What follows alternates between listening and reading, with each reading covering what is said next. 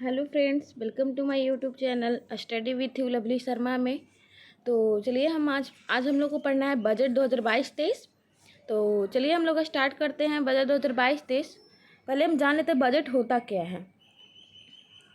Budget 2022 और 23 के बारे में पढ़ना है। तो पहले हम जान लेते हैं बजट होता क्या है। बजट का जिक्र हमारे संविधान में कहीं भी नहीं है। बजट का मतलब होता है वार्षिक वित्तीय विवरण। बजट का मतलब क्या होता है? वार्षिक वित्तीय विवरण। ठीक है, जो हमारे संविधान के अनुच्छेद कितना में है? अनुच्छेद 112 में है। अनुच्छेद 112 में है। और बजट एक धन विधेयक है। ये सब आप लोग याद रखिएगा पहले बजट के बारे में। बजट एक धन विधेयक है और ये विधेयक बजट जो है संविधान का अनुच्छेद 110 में है। 110 में बजट अनुच्छेद 110 में है और यह वित्त आयोग के द्वारा जारी किया जाता है। बजट जो है वित्त आयोग के द्वारा जारी किया जाता है। अब वित्त आयोग संविधान के अनुच्छेद 280 में है। जो वित्त आयोग है वो संविधान के अनुच्छेद 280 में है। और जो हमारा पहला बजट था वो सन्मुख सेठी के द्वारा जारी किया गया था। और ऐसा 2021-22 का बजट भारत का पहला पेपरलेस बजट है। 2021-22 का जो बजट है जो भारत का पहला पेपरलेस बजट है, याद रखिएगा। भारत का पहला पेपरलेस बजट कौन है? तो 2021-22 का बजट। ठीक है। और जो भारत में सर्वाधिक बजट पेश करने वाले थे मोरारजी देसाई जो हैं 10 बार टोटल बजट पेश कर चुके हैं। और अभी की जो हमारे प्रेजेंट में है जो वित्त मंत्री निर्मला सीतारमन, इन्होंने टोटल 4 बार ये मिलाकर के 2022-23 मिलाकर 4 बार बजट पेश कर चुकी हैं। ठीक है। और जो इस बार 2022-23 की बजट है इसे आज़ादी की 75वीं वर्षगांठ के तहत इसे अमृतकाल का बजट बोला गया है। 2022-23 के बजट को अमृतकाल का बजट बोला गया है। तो चलिए हम पहले बजट के बारे में इतना जान गए हैं, तो चलिए अब स्टार्ट करते हैं 2022-23 के बजट के बारे में क्या क्या दिया हुआ है। केंद्रीय बजट 2022-23 को वित्त मंत्री निर्मला सीतारमन ने 1 फरवरी 2022 को संसद में पेश किया। इस बजट को सरकार ने अमृतकाल के बजट के लक्ष्य के रूप में नामित किया। क्यों अमृतकाल का बजट? क्योंकि आज़ादी की 75वीं वर्षगांठ है, तो इसके तहत इस बजट को भी अमृतकाल की बजट बोली गई है। 2022-23 के बजट को कब पेश हुआ था? 1 फरवरी 2022 को पेश किया गया है संसद में। भारत अमृतकाल में प्रवेश कर चुका है। 25 वर्ष लंबी यात्रा के बाद हम 800 यानी कि आज़ादी के 100वां वर्ष पर पहुँचेंगे। सरकार का उद्देश्य है अमृतकाल के निर्धारित लक्ष्यों को प्राप्त करना। सरकार का ये 25 साल जो बाकी है उसमें उद्देश्य रहेगा कि अमृतकाल के जो भी निर्धारित लक्ष्य हैं 25 साल के अंदर प्राप्त हो जाए। सरकार का उद्देश्य अमृतकाल के निर्धारित लक्ष्यों को प्राप्त करना, जो इस प्रकार है। पहला है सूक्ष्म आर्थिक स्तर समग्र कल्याण पर जोर देते हुए व्यापक आर्थिक विकास में सहायता करना। और वही है डिजिटल अर्थव्यवस्था एवं फिनटेक प्रौद्योगिकी समर्थित विकास, ऊर्जा परिवर्तन तथा जलवायु कार्य योजना को बढ़ावा देना। और सार्वजनिक पूंजी निवेश की सहायता से निजी निवेश को प्रोत्साहन देना। ठीक है। वित्तीय वर्ष 2022-23 में भारत की आर्थिक विकास दर 9.2% रहने का अनुमान लगाया गया है। यानी कि जो भारत का आर्थिक विकास दर है वो वित्तीय वर्ष में 2022-23 में 9.2% रहने का अनुमान लगाया गया है। ध्यान रखें कि आर्थिक सर्वेक्षण 2021-22 के अनुसार यह 8 से 8.5% है। जो 2021-22 का आर्थिक विकास दर है वो 8 से 8.5% है। और वही जो 2022-23 में रहने की संभावना है 9.2%, याद रखिएगा। और कुल 39.45 लाख करोड़ यानी कि 39,44,909 करोड़ का बजट है। इस बार का कुल बजट कितना है? 39,44,909 करोड़ का बजट पेश किया गया है। कुल प्राप्तियां होने का अनुमान जहाँ कहाँ से प्राप्त होता है, जैसे राजस्व प्राप्तियाँ यानी कि रेवेन्यू रिसिप्ट्स में 22,04,422 करोड़ इतना आया है। कहाँ से? राजस्व प्राप्तियाँ से। अब पूंजीगत प्राप्तियाँ कैपिटल रिसिप्ट्स 17,40,487 करोड़। और कुल खर्च होने का अनुमान है कितना? राजस्व खर्च कितना होगा? 31,94,663 करोड़ रेवेन्यू एक्सपेंडिचर, और पूंजीगत खर्च यानी कैपिटल एक्सपेंडिचर 7,50,246 करोड़। बचत घाटा शून्य है। बचत घाटा क्या है? शून्य। बचत घाटा बराबर होता है कुल प्राप्ति माइनस कुल खर्च। याद रखिएगा, बचत घाटा बराबर क्या होता है? कुल प्राप्ति माइनस कुल खर्च। तो कुल प्राप्ति माइनस कुल खर्च यानी कुल प्राप्ति कितना है? 39,44,909, और कुल खर्च भी दोनों को ऐड करके, जो राजस्व खर्च है और पूंजीगत खर्च को ऐड करके 39,44,909 ही होता है। यानी कि जो हम लोग को जो बजट पेश किया गया उतना ही बजट को खर्च भी किया जाता है। यानी कि बचत घाटा कितना हो गया? शून्य। एक टेबल दिया गया है जिसमें टोटल लिख दिया गया है कि 2022-23 में कितना, 2021-22 में कितना था, 2022-23 में कितना है। तो चलिए देखते हैं। राजकोषीय घाटा 2022-21-22 का देख लेते हैं। 2021-22 में जीडीपी कितना रहने का अनुमान था? 6.9%। जो अभी जो चालू वर्ष है उसमें, चालू वित्त वर्ष में 6.9% है। अब वही वित्तीय वर्ष जो आने वाला होगा उसमें रहेगा जीडीपी 6.4%। तो ये दोनों याद रखें। जो चालू वित्त वर्ष है उसमें जीडीपी कितने रहने का अनुमान है? 6.9%, और वही जीडीपी 6.4%। राजस्व घाटा जीडीपी जो वित्त वर्ष, चालू वित्त वर्ष है उसमें 4.7% रहेगी, और जो अभी 2022-23 का वर्ष आएगा यानी कि वित्तीय वर्ष जो उसमें रहेगा 3.8%। अब प्रभावी राजस्व घाटा, ये दोनों ज़्यादा इंपॉर्टेंट है।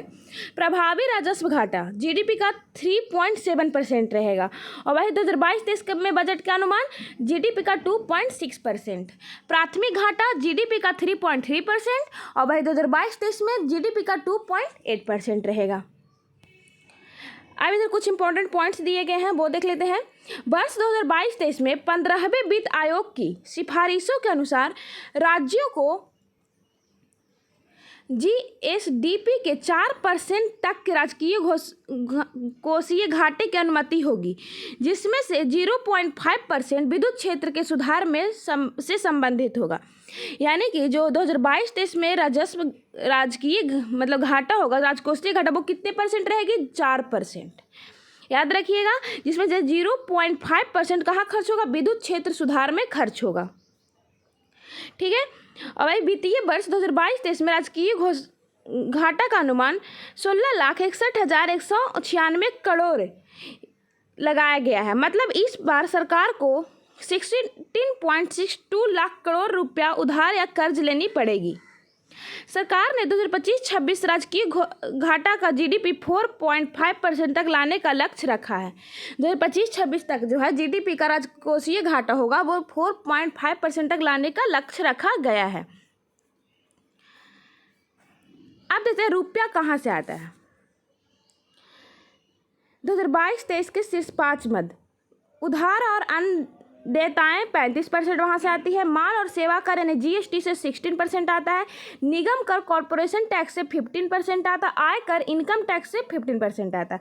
वही केंद्रीय उत्पाद शुल्क 7%। यानी कि अगर क्वेश्चन आए कि सबसे कम कहाँ से रुपया आता है तो केंद्रीय उत्पाद शुल्क यानी कि 7% यहाँ से आता है। और सबसे ज़्यादा कहाँ से आता है तो उधार और अन्य देयताएँ से आता है। और उसके बाद कहाँ से आता है? जीएसटी से। और निगम कर आय कर दोनों से इस बार एकदम सेम आया, 15% और 15% आया है। और रुपया कहाँ जाता है मतलब कहाँ खर्च किया जाता है तो ब्याज अदायगी में 20%, करों एवं शुल्क में राज्यों का हिस्सा 17%, केंद्रीय क्षेत्र की योजना पर 15%, वित्त आयोग और अन्य अंतरण पर 10%, केंद्रीय प्रायोजित योजनाएं पर 9%। यानी कि बोले तो सबसे ज़्यादा कहाँ खर्च किया जाता है तो ब्याज अदायगी पर कितना परसेंट? 20% खर्च किया जाता है।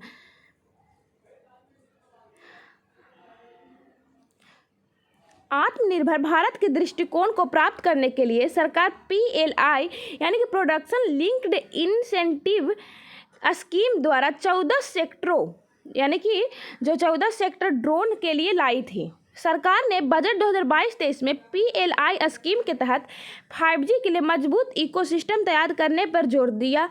हो सकता है सरकार आगे चलकर 5G को PLI स्कीम का 15वां सेक्टर घोषित करे। हो सकता है कि 5G को PLI का 15वां सेक्टर घोषित कर सकते। वर्तमान में अभी जो PLI कितने 14 सेक्टर है। वर्तमान में अभी कितने हैं 14 सेक्टर है। क्वेश्चन है कि वर्तमान में अभी PLI सेक्टर कितने हैं, तो 14 है। और जो 14वां सेक्टर वो क्या चीज का है, ड्रोन का। बजट 2022-23 में PLI के 14 सेक्टरों में से एक sector high efficiency solar PV models पर 19,500 करोड़ रुपये आवंटित करने की घोषणा की गई है। इसके तहत भारत 2030 तक 280 गीगावाट सौर ऊर्जा का लक्ष्य प्राप्त करेगा। याद रखिएगा, भारत 2030 तक कितने गीगावाट का प्रयोग करेगा, तो 280 गीगावाट सौर ऊर्जा का लक्ष्य रखा गया है। यहाँ पर कुछ पॉइंट्स दिए हुए हैं इंपॉर्टेंट। COP26 में प्रधानमंत्री ने 2030 तक 500 गीगावाट अक्षय ऊर्जा प्राप्त करने का लक्ष्य रखा था, जिसमें से सिर्फ सौर ऊर्जा से 280 गीगावाट प्राप्त करना था। यानी कि 2030 तक कितने गीगावाट सौर ऊर्जा प्राप्त करने का लक्ष्य रखा गया, 500 गीगावाट। और किसमें प्रधानमंत्री ये बात बोले हैं, तो COP26 में लक्ष्य रखा गया था, जिसमें से अब कितना प्राप्त करना रह गया था, 280 गीगावाट। सरकार ने 14 सेक्टरों में 60 लाख नई नौकरी सृजित करने का लक्ष्य भी रखा है। 14 सेक्टर में 60 लाख नई नौकरी का भी लक्ष्य रखा गया है। सरकार अगले 25 साल भारत एट 100 के अमृतकाल में प्रवेश करते हुए बजट 2022-23 में 4 प्राथमिकताएं विकास के लिए निर्धारित की है। ये जो 4 प्राथमिकताएं हैं वो क्या क्या है देख लेते हैं। पहला है PM शक्ति, इसके तहत इंफ्रास्ट्रक्चर पर जोर दिया जाएगा।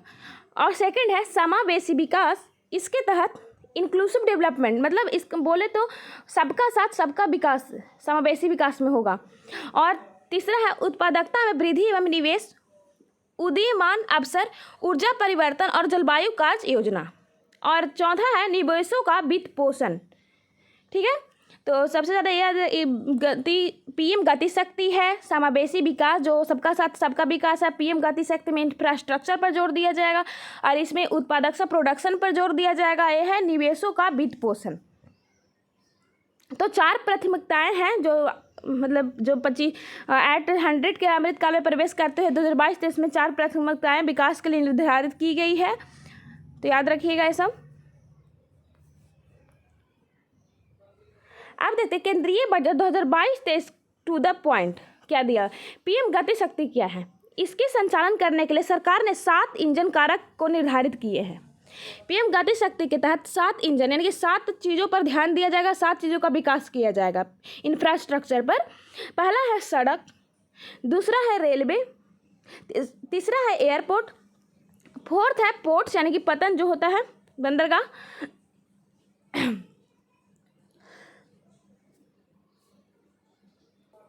और 5वां है माल परिवहन, छठा है जलमार्ग और वही 7th है लॉजिस्टिक्स अवसंरचना। सरकार के अनुसार 7 इंजन एक साथ मिलकर अर्थव्यवस्था को आगे ले जाएंगे। PM गति शक्ति के तहत 7 इंफ्रास्ट्रक्चर पर जोर दिए जाएंगे जिसको 7 इंजन कहते हैं। याद रखिएगा, पहला है सड़क, रेलवे, एयरपोर्ट, पतन, माल परिवहन, जलमार्ग और लॉजिस्टिक अवसंरचना। PM गति शक्ति राष्ट्रीय मास्टर प्लान के तहत महत्वपूर्ण घोषणाएं। सड़क परिवहन में कितना खर्च किया जाएगा वो देखते हैं। जो पहला है सड़क में इंफ्रास्ट्रक्चर में, तो ये PM गति शक्ति के तहत है। वित्तीय वर्ष 2022-23 में 25,000 किलोमीटर नेशनल हाईवे का निर्माण किया जाएगा। वही वित्तीय वर्ष 2022-23 में PPP मोड पर आधारित 4 स्थानों पर मल्टी मॉडल लॉजिस्टिक पार्क आरंभ की जाएगी। ठीक है, वही रेलवे में एक स्टेशन एक उत्पाद यानी कि 1 स्टेशन 1 प्रोडक्ट की अवधारणा रेलवे में लाए जाएंगे। यानी कि पूछे कि एक स्टेशन एक उत्पाद किसके तहत है, तो याद रखिएगा PM गति शक्ति के 7 इंजन के तहत है। एक स्टेशन एक उत्पाद। आत्मनिर्भर भारत के अंतर्गत वित्तीय वर्ष 2022-23 में 2000 किलोमीटर रेलवे नेटवर्क को कवच सुरक्षा प्रणाली से जोड़ा जाएगा। अगले 3 साल में 400 नए वंदे भारत ट्रेन का विकास और विनिर्माण किया जाएगा। यानी कि क्वेश्चन आता है कि कितने वंदे भारत ट्रेन का विकास किया जाएगा, तो 400। और कितने साल में? अगले 3 साल में। अगले 3 साल में 100 पीएम गति शक्ति कार्गो टर्मिनल्स तैयार किए जाएंगे। यहाँ पर दिए मार्च 2022 में भारत का पहला पीएम गति शक्ति कार्गो टर्मिनस आसनसोल डिवीजन यानी कि थापर नगर स्टेशन के पास झारखंड में शुरू किया गया है।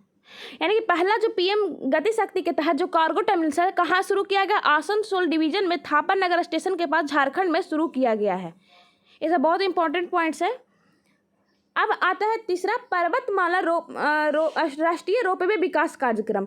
रोपवे अब सार्वजनिक परिवहन के रूप में प्रयोग होगा। इसे पर्वतमाला परियोजना में शामिल किया गया है। यानी अब यह सड़क परिवहन राजमार्ग मंत्रालय में आ जाएगा। जो रोपवे है वो अब किसके तहत आ जाएगा? सड़क परिवहन राजमार्ग मंत्रालय के तहत में आ जाएगा। दुर्गम पहाड़ी क्षेत्रों में परंपरागत सड़कों के लिए पीपीपी मोड पर एक राष्ट्रीय रोपवे विकास कार्यक्रम चलाया जाएगा। ठीक है। आइस पर जो पर्वतमाला इसके तहत 8 रोपवे परियोजना 60 किलोमीटर लंबी होगी। 2022-23 में 8 रोपवे परियोजनाओं की शुरुआत की जाएगी, जिसके कुल लंबाई 60 किलोमीटर होगी। याद रखिएगा, रोपवे जो पर्वतमाला परियोजना में कितने रोपवे मतलब शुरुआत की जाएगी, तो 8 रोपवे की शुरुआत की जाएगी, जिसकी कुल लंबाई कितनी होगी? 60 किलोमीटर होगी। सरकार ने राज्यों को 1 लाख करोड़ रुपया ब्याज मुक्त 50 साल के लिए देगी, जिसके तहत राज्य अपने क्षेत्र में इंफ्रास्ट्रक्चर को बढ़ावा देगी। ठीक है भाई। नेक्स्ट है कृषि। वर्ष 2022-23 में अंतर्राष्ट्रीय मोटा अनाज वर्ष इंटरनेशनल ईयर ऑफ मिलेट्स घोषित किया गया। ध्यान रखें, संयुक्त राष्ट्र महासभा द्वारा 2021 में भारत की ओर से पेश किए गए प्रस्ताव को सर्वसम्मति से स्वीकार करते हुए 2023 को अंतर्राष्ट्रीय मोटा अनाज वर्ष घोषित किया गया है। यानी कि 2023 को कौन सा वर्ष घोषित किया गया है? तो मोटा अनाज वर्ष, जिसमें जौ ऐसे आता है। मोटा अनाज वर्ष घोषित किया गया है 2023 को।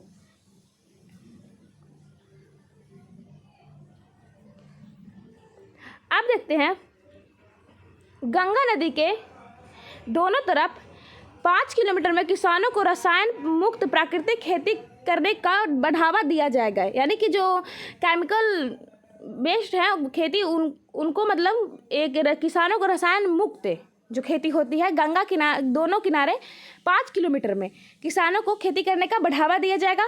खेतों में कीटनाशक का छिड़काव करना, पोषक तत्वों के लिए किसान ड्रोन्स के उपयोग में बढ़ावा दिया जाएगा। यानी कि ड्रोन से ही दवाइयों का छिड़काव होगा।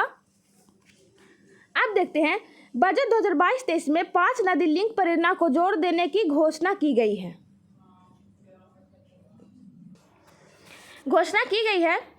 जिसे पहला किसको जोड़ा जाएगा? दमन गंगा को पीन जाल से जोड़ा जाएगा। भाई पार ताप्ती नर्मदा तीनों को जोड़ा जाएगा। गोदावरी और कृष्णा पेन्नार और कावेरी को। याद रखिए, दमन गंगा को पीन जाल से, पार ताप्ती और नर्मदा को गोदावरी कृष्णा पेन्नार कावेरी। यहाँ 44,605 करोड़ रुपए की लागत से केन बेतवा लिंक परियोजना को चालू कर दिया जाएगा। किस लिंक परियोजना को? केन बेतवा लिंक परियोजना।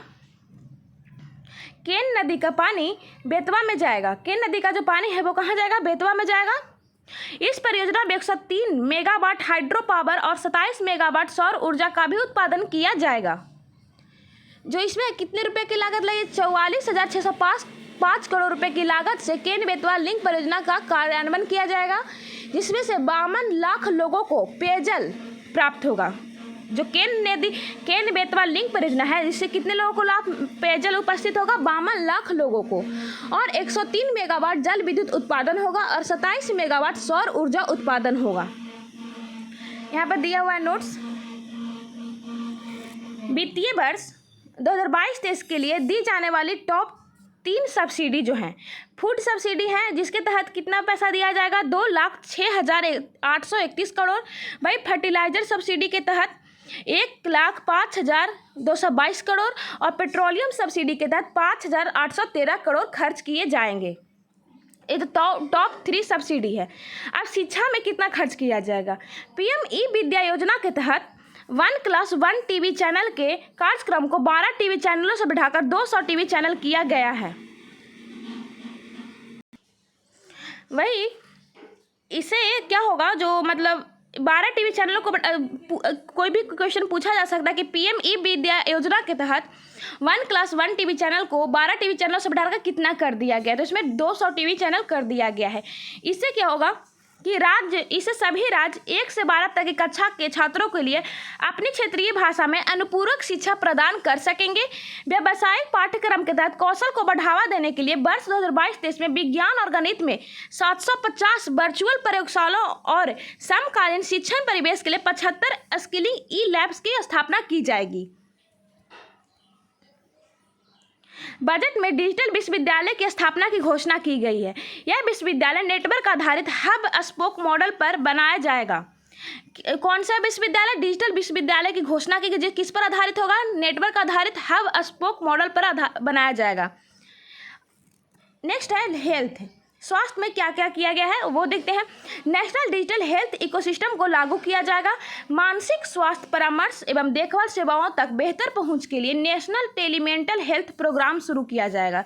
इसके तहत 23 टेलीमेंटल हेल्थ सेंटर का एक नेटवर्क स्थापित होगा जो NIMHANS नोडल सेंटर के रूप में काम करेगा और IITTV बेंगलोर तकनीकी सहायता प्रदान करेगा। महिलाओं और बच्चों के समग्र स्वास्थ्य के लाभ के लिए मिशन शक्ति, मिशन वात्सल्य, सक्षम आंगनवाड़ी और पोषण 2.0 को शुरू किया जाएगा। यानी कि जो हेल्थ के तहत कितने योजना है? मिशन शक्ति, मिशन वात्सल्य, सक्षम आंगनवाड़ी और पोषण 2.0 को शुरू किया जाएगा।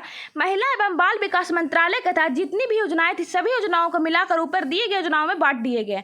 यानी कि जो मिशन शक्ति है, मिशन वात्सल्य है, सक्षम आंगनवाड़ी और पोषण 2.0 जो है, यह योजना किसके तहत जारी किया जाएगा? महिला एवं बाल विकास मंत्रालय के तहत जारी किया गया है। 2 लाख आंगनबाड़ियों को सक्षम आंगनबाड़ी के रूप में समन्वयन किया जाएगा। 2 लाख आंगनबाड़ियों को सक्षम आंगनबाड़ी के रूप में समन्वयन किया जाएगा। भाई अब देखते हैं MSME, बहुत ही इंपॉर्टेंट फैक्टर, से एक क्वेश्चन तो पक्का रहेगा ही रहेगा, आप लोग निश्चिंत दम रहिए। जो है सूक्ष्म लघु एवं मध्यम उद्योग MSME, ठीक है। MSME को लाभ पहुंचाने के लिए उद्यम, ई-श्रम, NCS और असीम पोर्टल को एक साथ जोड़ा जाएगा। इसके तहत किस किस पोर्टल को जोड़ा गया? उद्यम, ई-श्रम, NCS और असीम पोर्टल को एक साथ जोड़ा जाएगा। ECLGS जो emergency credit line guarantee scheme के तहत 130 लाख से अधिक MSME को अतिरिक्त ऋण प्रदान किया जाएगा। MSME से संबंधित credit guarantee trust for micro and small enterprises scheme, MSME का फुल फॉर्म क्या होता है? Micro and small enterprises scheme, जो है को पुनर्जीवित किया जाएगा। इसमें MSME उद्यमों को 2 लाख करोड़ रुपये का अतिरिक्त ऋण मिल सकेगा। 5 वर्षों में 6,000 करोड़ के परिव्यय से रैम्प प्रोग्राम यानी कि ranging and accelerating performance program को शुरू किया जाएगा। अगर क्वेश्चन आए कि रैम्प में कितने रुपए खर्च किए जाएंगे, तो 6,000 करोड़ रुपए खर्च किए जाएंगे। MSME के लिए जो घोषणाएं किए गए वो है यहाँ पर दिए गए हैं। इसमें है जो CGTMSE यानी कि जो दिया हुआ है credit guarantee trust for micro and small enterprises scheme में पुनरुद्धार होगा, यानी कि इसमें 2 लाख करोड़ रुपए का जो अतिरिक्त ऋण मिलेगा वो है एक। MSME के कामकाज को बढ़ाना और इसमें तेजी लाना, रैम्प प्रोग्राम को लागू करना। इसके तहत जो 6,000 करोड़ रुपए खर्च किए जाएंगे वो है। ECLGS को लागू करना, जो emergency credit line guarantee scheme है, इसके तहत 130 लाख करोड़ रुपए 130 लाख से अधिक ऋण प्रदान किया जाएगा। उसमें हॉस्पिटैलिटी एवं संबंधित उद्यमों पर विशिष्ट ध्यान। इसमें विभिन्न पोर्टलों की इंटरलॉकिंग किया जाएगा। PM डिवाइन जो है, इस PM डिवाइन का मतलब एनी का मतलब याद रखिए, यहाँ पर से शॉर्ट फॉर्म से आप याद करते हैं एनी मतलब नॉर्थ ईस्ट। इसमें जो है prime ministers development initiative for north east region योजना उत्तर पूर्व परिषद के माध्यम से चलाई जाएगी। इस योजना के तहत उत्तर पूर्वी राज्यों के विकास के लिए 1500 करोड़ रुपए खर्च किए जाएंगे। यानी मणिपुर, मेघालय, जो नागालैंड ये सब राज्य है वो सब के लिए 1500 करोड़ रुपए खर्च किए जाएंगे। महत्वाकांक्षी ब्लॉक कार्यक्रम, महत्वाकांक्षी जिला कार्यक्रम के में 112 जिलों में लागू होगा, जिसके तहत जिला के ब्लॉक में विकास कम हुआ है उस पर वित्तीय वर्ष 2022-23 में इस कार्यक्रम के तहत ज़्यादा ध्यान दिया जाएगा। यानी कि जिस जिले के ब्लॉक में विकास कम हुआ है इसमें ज़्यादा ध्यान दिया जाएगा। किसके तहत? महत्वाकांक्षी ब्लॉक कार्यक्रम के तहत। वाइब्रेंट विलेजेज कार्यक्रम, ये क्या है इसके बारे में पढ़ते हैं। बॉर्डर सीमावर्ती क्षेत्रों में जो गांव है उसमें से जो भी गांव विकास से लगभग वंचित रह गए हैं उस उत्तरीय ऐसे गाँवों पर इस कार्यक्रम के अंतर्गत ध्यान दिया जाएगा। वर्ष 2022 में 1.5 लाख डाकघरों को कोर बैंकिंग सिस्टम से जोड़ा जाएगा। कितने लाख? 1.5 लाख डाकघरों को कोर बैंकिंग सिस्टम से जोड़ा जाएगा। आगे है, अनुसूचित वाणिज्यिक बैंकों के द्वारा 75 जिलों में 75 डिजिटल बैंकिंग यूनिट्स की स्थापना होगी। अनुसूचित वाणिज्यिक बैंकों के द्वारा जो है 75 जिलों में 75 डिजिटल बैंकिंग यूनिट्स की स्थापना होगी। इस अमृतकाल में ईज ऑफ डूइंग बिजनेस 2.0 और ईज ऑफ लिविंग के दूसरे चरण की शुरुआत की जाएगी। ये जो अमृतकाल है, ease of doing business 2.0, ease of living के दूसरे चरण की शुरुआत की जाएगी। इसके अंतर्गत परिवेश पोर्टल के माध्यम से किसी भी तरह का ग्रीन क्लियरेंस दिया जाएगा, जैसे environment, forest, wildlife and C RZ clearance. Company को आसानी से वन समापन करने के लिए सी पेस की स्थापना की जाएगी। ABCG प्रमोशन टास्क फोर्स का गठन किया जाएगा। जनवरी 2022 में कर्नाटक सरकार ने बंगलौर में भारत का पहला EBCG सेंटर का उद्घाटन किया है। यानी कि EBCG सेंटर का उद्घाटन कहाँ किया गया है? पहली बात तो कर्नाटक सरकार ने बंगलौर में किया है। वित्तीय वर्ष 2022-23 में एम्बेडेड चिप आधारित ई-पासपोर्ट जारी किया जाएगा। बड़े पैमानों पर चार्जिंग स्टेशनों की स्थापना के लिए शहरी क्षेत्रों में स्थान की कमी पर विचार करते हुए बैटरी अदला बदली नीति यानी बैटरी स्वैपिंग पॉलिसी लाई जाएगी। भू दस्तावेजों को IT आधारित प्रबंधन हेतु unique land parcel identification number अपनाने के लिए प्रोत्साहित किया जाएगा। दूर दराज के क्षेत्रों में सहित सभी ग्रामों में ऑप्टिकल फाइबर बिछाने का लक्ष्य 2025 तक रखा गया है। यानी कि क्वेश्चन आएगा कि ऑप्टिकल फाइबर बिछाने का लक्ष्य कब तक रखा गया, यानी 2025 तक। किस क्षेत्र में? दूर दराज के मतलब सभी क्षेत्रों में, ग्रामों में। वित्तीय वर्ष 2022-23 में हर घर नल जल के तहत 3.8 करोड़ परिवारों को कवर किया जाएगा। अभी तक 8.7 करोड़ परिवारों को कवर हो चुके हैं। तो 2022-23 में कितने और परिवारों को कवर किया जाना है हर घर नल जल के तहत? 3.8 करोड़ परिवारों को। वर्ष 2022-23 में PM आवास योजना के तहत ग्रामीण और शहरी 80 लाख मकान बनाए जाएंगे। किस योजना के तहत? PM आवास योजना के तहत। याद रखिएगा, PM आवास योजना के तहत कितने घर और बनाए जाएंगे? तो 80 लाख मकान बनाए जाएंगे, ग्रामीण और शहरी दोनों। वित्तीय वर्ष 2022-23 में RBI द्वारा डिजिटल रुपये लाने की घोषणा की गई है। याद रखिएगा, इसमें जो 30% टैक्स लगेगा डिजिटल करेंसी जो आएगी। तो कब तक RBI के द्वारा डिजिटल रुपये लाने की घोषणा की गई है? वित्तीय वर्ष 2022-23 में वित्त मंत्री निर्मला सीतारमण ने की है। अब ताप विद्युत संयंत्र में 5% से 7% हिस्सा बायोमास के रूप में जलाया जाएगा, जिसे प्रति वर्ष 38 MMT CO2 की बचत होगी। 38 MMT कार्बन डाइऑक्साइड की क्या होगी? बचत होगी। उद्योगों के लिए कोल गैसिफिकेशन तथा कोयले को रसायन में परिवर्तन करने हेतु 4 प्राइवेट परियोजनाएं स्थापित की जाएगी। वित्तीय वर्ष 2022-23 में हरित अवसंरचना के लिए संसाधनों को जुटाने हेतु सॉवरेन ग्रीन बॉन्ड्स जारी किए जाएंगे। वर्ष 2022-23 में सहकारी समिति और कंपनियां दोनों में समानताएं लाने के लिए टैक्स की दर 18.5% से घटाकर 15% कर दिया गया है। जो सहकारी समिति और कंपनी दोनों में समानता लाने के लिए कितना परसेंट घटा दिया गया? 18.5% से 15% कर दिया गया है। पहले सरकारी संगठन समितियां 18.5% टैक्स देती थी और कंपनियां 15% देती थी। अब दोनों को सेम कर दिया गया और 15% ही टैक्स देगी। अब नागरिकों को कौशल प्रदान करने के लिए आजीविका हेतु डिजिटल इकोसिस्टम फॉर स्किलिंग एवं लाइवलीहुड डेस्क स्टॉक ई पोर्टल का निर्माण किया जाएगा। कौशल प्रदान करने हेतु digital ecosystem for skilling and livelihood का निर्माण किया जाएगा। इसका उद्देश्य है नागरिकों को सशक्त बनाना ताकि वे ऑनलाइन ट्रेनिंग के माध्यम से अपनी कुशलता का विकास कर सकें। अंतर्राष्ट्रीय न्याय के तहत विवादों के समय पर निपटारे के लिए एक अंतर्राष्ट्रीय मध्यस्थता केंद्र स्थापित किया जाएगा, जो है फरवरी 2022 में गिफ्ट सिटी अहमदाबाद में भारत का पहला अंतर्राष्ट्रीय समुद्री मध्यस्थता केंद्र स्थापित किया गया है। वर्चुअल डिजिटल परिसंपत्ति जैसे क्रिप्टो से हुई आय पर 30% की दर की टैक्स लिया जाएगा। ये जो क्रिप्टो से जो भी आया होगा उस पर कितना सरकार टैक्स लेगी? 30% टैक्स लेगी। काटे एवं तरासे गए हीरे एवं रत्न पत्थरों पर सीमा शुल्क कम करके 5% कर दिया गया। सिर्फ काटे गए हीरे पर शून्य सीमा शुल्क लगेगा। अगर हीरा मतलब कटिंग किया हुआ तो उस पर जीरो मतलब शून्य सीमा शुल्क लगेगा, लेकिन और जो सीमा शुल्क है 5% कर दिया गया है। सरकारी समितियों पर सरचार्ज अधिभार की दर को 12% से घटाकर 7% कर दिया गया है। अब बजट 2022-23 के तहत विभिन्न योजनाओं का जो खर्च किया जाएगा वो देखते हैं। मनरेगा में 73,000 करोड़ रुपए खर्च किए जाएंगे। पीएम किसान के तहत 68,000 करोड़ रुपए खर्च किए जाएंगे। जल जीवन मिशन में 60,000 करोड़ रुपए खर्च किए जाएंगे। बजट 2022-23 के तहत विभिन्न मंत्रालयों पर खर्च, जो टॉप 3 मंत्रालय और रक्षा मंत्रालय में 5,25,166 रुपये खर्च किए जाएंगे।